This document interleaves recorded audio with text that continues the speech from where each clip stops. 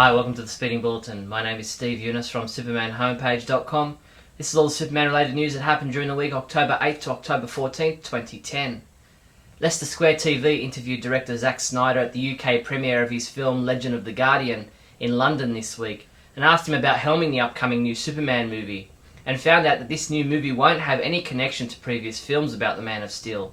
What about casting? Way too early to be discussing any of that. Yeah.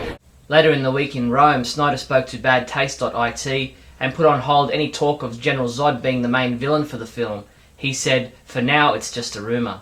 Meanwhile, AintItCool.com claimed that Brandon Routh recently told them that Thomas Tull, head of Legendary Pictures, had sent him some super-duper physical trainer to get him into full-on Superman shape again. MTV caught up with executive producer Bruce Timm at New York Comic Con to talk to him about how faithful the all-star Superman animated movie is to the original comic book material. He told them it's a very, very faithful adaptation of the comic. We try to stay as close to the comic in terms of the story and the dialogue and even the visual style as close as we could get to it. MTV also grabbed a chat with Michael Jelenic, who wrote the script for Superman Shazam! The Return of Black Adam, to ask him for some details about the 24-minute animated short. He said, "We've seen Superman and Captain Marvel together before, and usually when we get that pairing it's these characters fighting each other. We wanted to do something different, so in this story they're more or less teaming up against Black Adam." This past week we remembered two Supermen. October 10th was the anniversary of the day Christopher Reeve passed away in 2004, while October 8th, 2010 marked 100 years since the birth of Kirk Allen, the big screen's first Man of Steel. In TV news, Jim Bennett has updated our Smallville episode guide with his summary of the most recent Season 10 episode, Supergirl. Julian Finn got married this past week. Congratulations, Julian. So his review still hasn't been handed in. However, Douglas Trumbull has written his review for this episode, which he rated a 4 out of 5. Personally, in lieu of Julian's review, I would rate this a 2 out of 5. I thought it was very convoluted. Homecoming, the 4th episode of Season 10 of Smallville and the 200th episode of the series, airs tonight, Friday, October 15th. In this episode, Brainiac 5 uses his Legion ring to visit from the future and takes Clark through his past, present and future. Look for our episode guide summary and reviews in the days following this episode. IGN.com caught up with Laura Vandervoort at New York Comic Con and talked to her about having returned to Smallville in Season 10 to reprise her role as Kara Zor-El, aka Supergirl. Will we see more of Kara before the series ends? There was this great blue leather jacket, and if this means anything for the fans, I asked if I could have it, and they said they need to hold on to it just in case. TVGuide.com gave us our first exclusive look at Erica Durant as Isis for the upcoming Smallville episode of the same name. In this episode, Isis attempts to sacrifice Clark and use his body as a vessel to revive her mummified lover Osiris, while Daily Planet reporter Kat comes to suspect Lois is the Blur. Isis will air on Friday, October 22nd. The CW released the official spoiler-filled description for Harvest, the 6th episode of Season 10 of Smallville. In this episode, Clark is concerned about Lois' safety, so he diverts her away from covering the Vigilante Registration Act by suggesting she cover another story.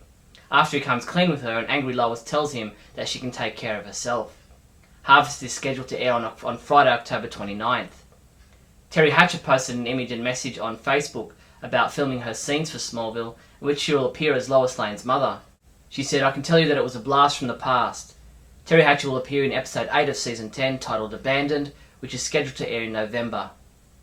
Superman and the Mole Man child star Beverly Washburn will be a special guest at Captain Celluloid's Movie and TV World Con No. 3 this weekend in New York City.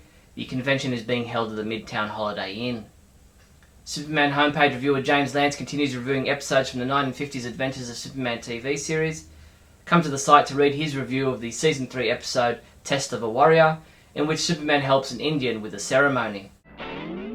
DC Comics announced at New York Comic Con that writer Sterling Gates and artist Jamal Igle would be standing down from the Supergirl monthly comic book title to make way for a new creative team. Starting in January, writer Nick Spencer will hop into the driver's seat with artist Bernard Chang. Supergirl number 59, out in December, will be Sterling Gates' last issue. DC Comics also announced that their DC Universe comics will all feature a certain iconic look for titles released in January 2011. Amongst them is a one-shot Steel issue focusing on John Henry Irons. Comics we reviewed this week included Superman The Last Family of Krypton number 3, which was reviewed by Neal Bailey, who was very disappointed in his final issue, giving it a 1 out of 5, saying there doesn't seem to be much substance here. while Charlie Niemeyer looked back to September 1971 to review Jimmy Olsen 141, which featured the story Will the Real Don Rickles Panic?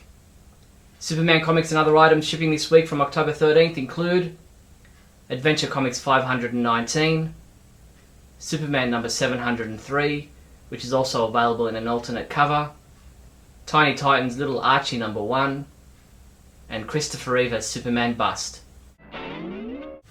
In other news, a new sizzle trailer was released at the New York Comic Con for the upcoming 2011 release of the DC Universe Online MMORPG. There was actually a whole slew of videos from the game coming out of New York Comic Con. One of the best was a trailer showing off the character create features in depth and highlighting some of the choices players will have to make when creating their character. Episode 8 of the Inside the Studio videos was also released on Facebook and YouTube. Hallmark Cards Australia are currently running a contest where you could win a one-of-a-kind framed comic cover customised with you drawn into the action. To enter, first buy any Hallmark branded Superman or Batman card, wrap, invitation or gift bag, then fill in the entry form at hallmarkcards.com.au/getdrawnin, answering the question, if you were a superhero, what superpower would you have and why? The contest is open to Australian and New Zealand residents.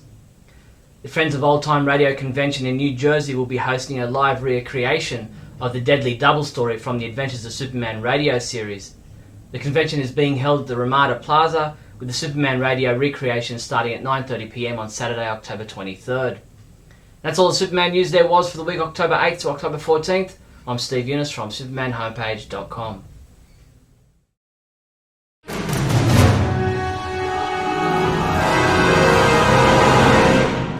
Hello, welcome to Bailey Planet.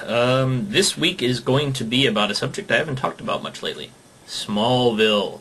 I've been getting a couple of emails by folks asking me to do the reviews, and no, it's not going to happen. I've had people ask me if I will do a sum-up. I may do a sum-up. We shall see. I did tune in to try and see if it had done anything to kind of change the downward spiral.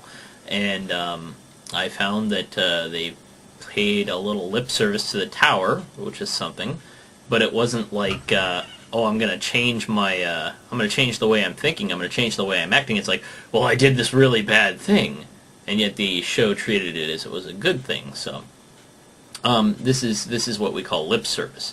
It's like saying, yeah, I know I'm not going to take any time or make any effort to make this story make coherent sense, so I'm instead going to kick you in the teeth with a little bit of justification, because then I can say, oh, I did say that, but it's not really doing anything. Doing something is making a character go through some motions of some kind to actually kind of make up for something. I've noticed in what little I watched that the show is still Superman in name only. The show is still these characters in name only, you know.